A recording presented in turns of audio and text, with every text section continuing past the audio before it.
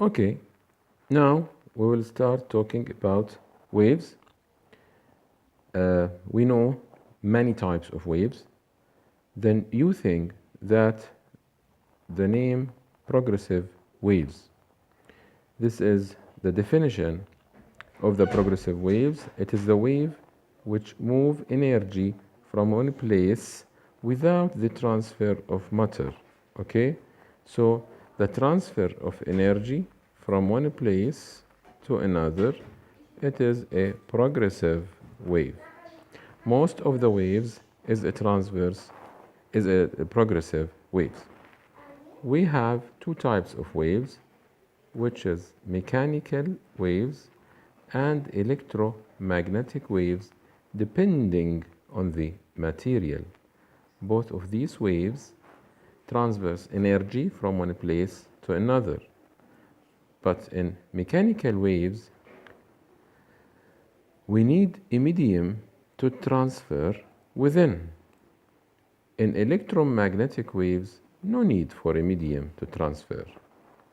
Example of electromagnetic waves like light waves in the visible region, gamma waves or rays, X-rays, infrared, ultraviolet, micro and radio waves. All of these are an electromagnetic waves, so no need for a material to transfer within. Okay?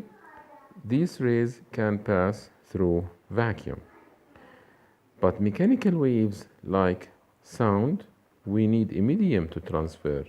Sound can't travel through space because there is no medium there. Okay? Water waves is another type of mechanical waves because we need water for the particles to transfer, or for the energy. The particles will not transfer. This is a progressive wave. Now, we have another types of waves, which are longitudinal waves and transverse wave. Now here we depend on the shape of the wave. Okay? Longitudinal waves, it consists of compression and rarefaction, and another compression and another rarefaction. We can draw the compressions as three lines parallel close to each other, then the lines away, then the lines close and away again. And this is the direction of the wave. So the particles in longitudinal waves transverse forward and backward parallel to the direction of the wave. In the place where is a compression, we have a high pressure, while here we have a low pressure. These lines are the wave fronts. Wave fronts. This is the longitudinal wave. What about the transverse wave? The transverse wave, like the electromagnetic waves, the particles vibrate upward and downward, perpendicular to the direction of the waves. Okay, the particles vibrate upward and downward, perpendicular to the direction of the wave. This point is crest, and this is the trough. The distance between a crest and the next crest is wavelength if this is a distance, but sometimes if they draw time against displacement, so the distance between crest and the crest is the period.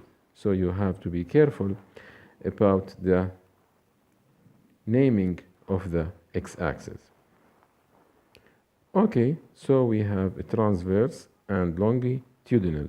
Transverse wave is one in which vibrations of particles in the wave are at right angles to the direction in which the energy of the wave is traveling, upward and downward, perpendicular to the direction of the wave.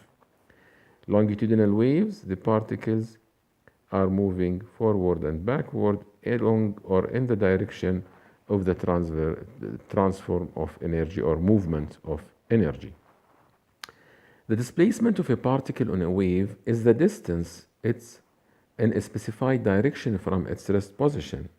Here we have a wave. The maximum displacement from unmotional or undeviated line or undisturbed position is the amplitude, but these heights are the displacement. So the maximum displacement reached is amplitude, okay? This is amplitude, and here the same thing. This is the amplitude. It is the maximum height from the undisturbed position. And it's depend on the wave.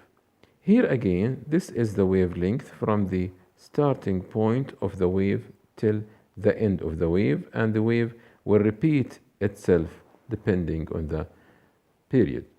So the amplitude of the wave motion is defined as the maximum displacement of the particle in the wave. What is the definition of the wavelength? The wavelength is the shortest distance between two peaks or shortest distance between two troughs. It is the shortest distance between points in which are vibrating in phase. Okay, this is the wave. This point is similar to this point. So these points are vibrating in phase. Okay, it is the distance moved by the wavefront during one oscillation of the source. Now, period. Period, it is the time taken for one complete oscillation. Okay, we can find the period by take the total time of the oscillation divided by number of oscillations. So you can find the period, the time taken for one complete oscillation. And there is a relation between a frequency and period, since the frequency equal 1 over period or number of oscillations over total time. Frequency is measured by second to the power -1, which is equal to hertz. Here we said that are vibrating in phase. What is the meaning of phase? The term used described in relative positions of the crest or trough of two different waves of the same frequency is phase. When the crest and the troughs of the two waves are aligned, the waves are said in phase. So they have the same shape, okay? So this point and this point are in phase. This point and this point in phase, okay? Because these points are vibrating or moving in the same direction, okay? But this point and the other point next to it, like this, these are not in phase, okay? Now, let's take this wave.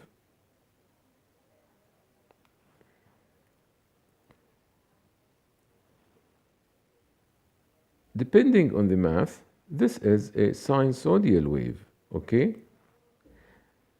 We can say that this angle here is 0, and the maximum point at angle 90 or pi over 2. Here the angle is pi. Here the angle 3 pi over 2 or 270, and this angle is 360 or 2 pi, okay? Because sine of 0 is 0, sine 90 is 1, sine pi is 0, sine 3 pi over 2 -1, and sine 2 pi is 0. Again, we have this wave. 0, pi, 2 pi. Now,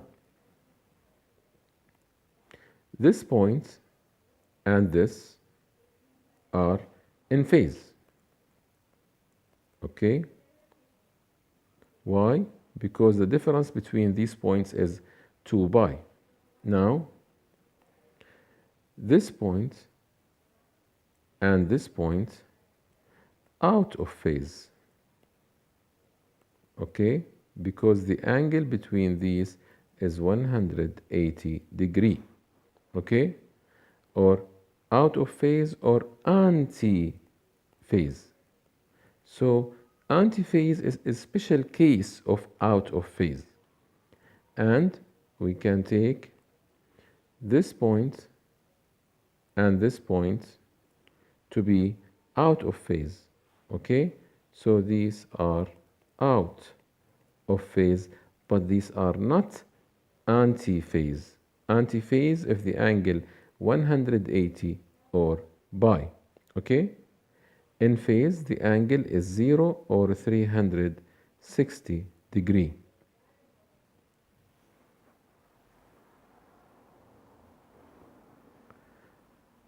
Now, we have here two waves, and one wave is in front the other wave, or one of the waves is delay from the other wave. Okay? The difference depends on the angle. This wave starts from here, this wave have to be start from here. So there is a difference between this wave and this wave. It's less than 90 degree, maybe it's about 60 degree. So this out of phase, okay, these waves are out of phase because they are not start from the same position. Now, what is the relation between the intensity of the wave and the amplitude? Okay? They found that the intensity is directly proportional to amplitude squared. So if the amplitude is double, the intensity will be 4 times more than the intensity at the beginning. Okay? For wave of amplitude A and frequency F, the intensity is I equal A squared multiplied by F squared. Okay?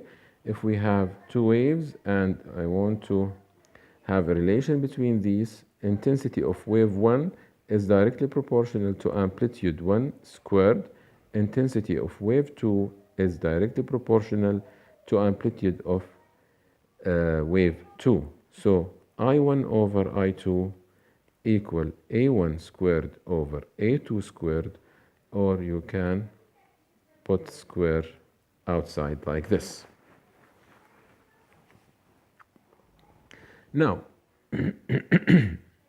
we know the wave equation from O level. The wave equation make relation between speed, wavelength, and frequency. We know that V equals lambda multiplied by frequency. Speed, meters per second, wavelength, meter, frequency, hertz, or second, minus 1. So it is a homogeneous equation and an exact equation. V equals lambda multiplied by frequency. So wavelength equal V over frequency, and the frequency equals V over lambda.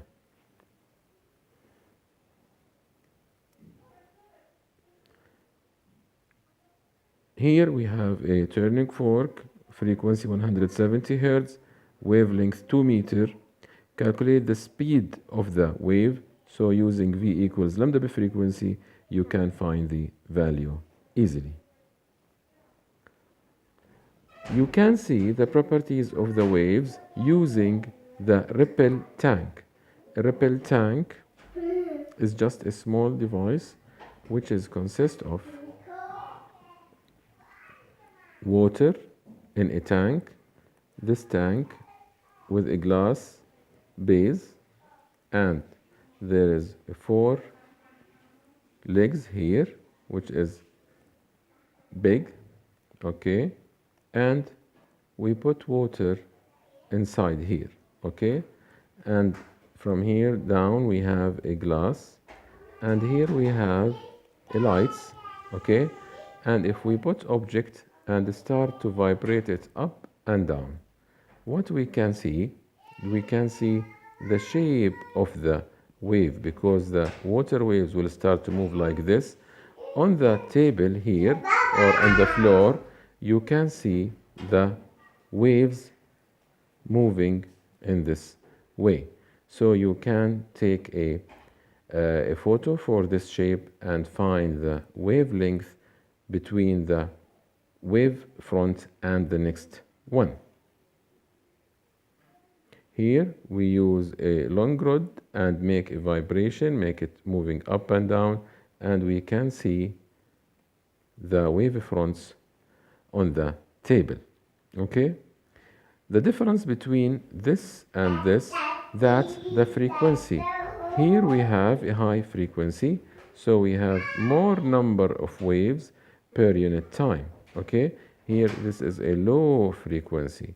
If you look for this from upper side, okay, you can see this shape.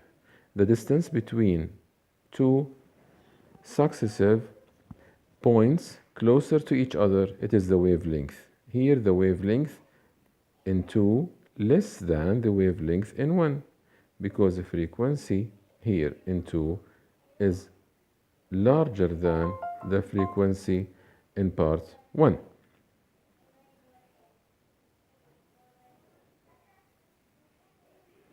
V equals lambda, the frequency. As the wavelength increase, the frequency decrease if the speed stays the same.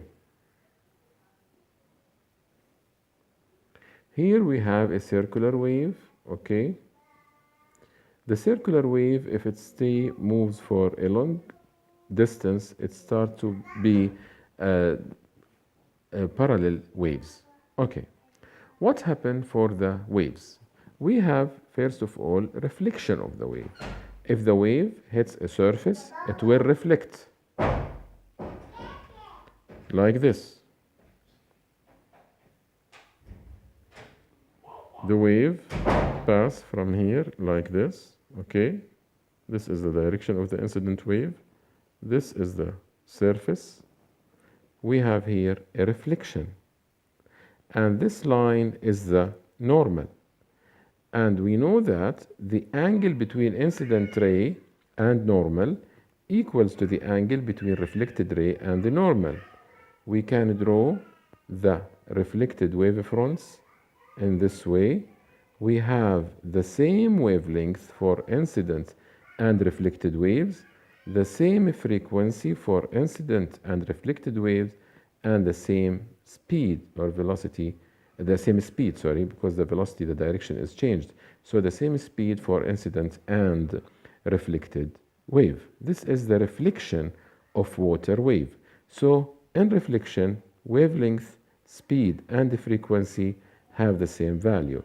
Only the direction is changed when it's hit the surface. Okay, this is the reflection of water wave. What happened to water waves is the same as what happened to light waves. Refraction.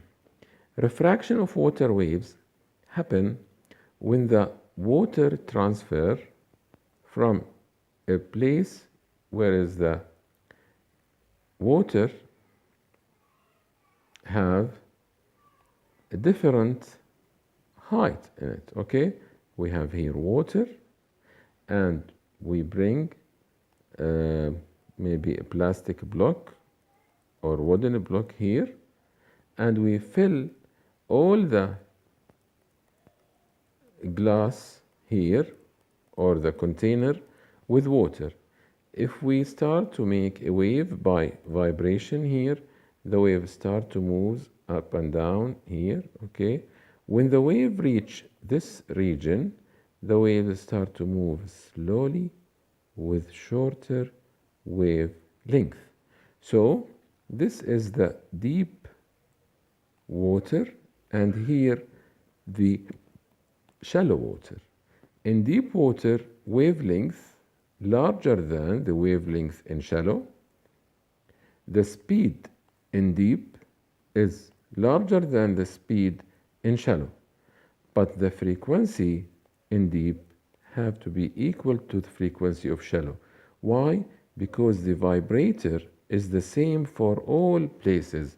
The device used to make the wave have the same frequency, so the frequency is the same. Here we can see at the boundary, because the boundary is not straight, okay, the wave changes its direction and the wavelength is smaller, okay. This is a refraction of water wave. So in refraction, wavelength and speed decreases, but frequency stays constant. How can I determine the frequency using a cathode ray oscilloscope? Here we have time against displacement. If we take this distance as 1 centimeter, so each 5 small square is 1 centimeter. Now, this is the period. We have here 5, 10, 15 small square to be period. So if 1 centimeter, let's say 20 millisecond per centimeter, so the period here is 20 millisecond multiplied by 3 centimeters. Why? Because the 15 squared is 3 centimeters. 20 multiplied by 3, it is 60 seconds. Okay? Now, this is the period. If we want to find the frequency, we just take 1 over 60. Let's take an example. The time base. What is the time base? Time base means how much millisecond for each centimeter is the distance, okay? You can change the time base on the device. This is the time base, okay? The time base of the cathode ray oscilloscope used to obtain the trace in figure 14.2 is 2 millisecond per centimeter, okay? Determine for the sound the time period. Here we have from here to this, okay, we have 3 centimeters, okay? So 2 millisecond, centimeter minus 1, multiplied by 3 centimeter, we have 6 millisecond. 6 multiplied by 10 to the negative 3 second. What about frequency? Frequency is 1 over period, and the unit is hertz. It's very easy to find the value of the frequency and period using this way. Doppler effect. Doppler effect is talk about the change in the frequency of the sound when the object moves forward or backward. It depends on a source and observer. If the source is stationary and observer is stationary, and we have here an ambulance, the wavelength and the frequency stays the same, okay? We can't see or we can't hear the Doppler effect in this case if both the source and the observer are stationary. Now, when the source moves towards the observer, the effect is shorten the wavelength of the wave reaching the observer, okay? So the wavelength here is smaller than the wavelength here. So the observer here will hear a different sound, okay? The period of oscillation of the source of the sound is 1 over frequency over the sound. In the time of one oscillation of the source moves towards the observer, so the distance traveled is speed multiplied by period. So the wavelength of the sound received by the observer is less than the old value by Vst, okay? So the new wavelength is wavelength, the first one here, minus the speed of the source multiplied by t, okay? Hence, the frequency observed is given by this relation. F observed equal frequency of the source multiplied by the speed over speed of sound minus speed of the source. Okay? Now, the source would move away from stationary observer to at position P on the left hand. You can see that the wavelength here is larger. So, for a source of sound moving away, we use the same relation, but we use positive sign here. Why?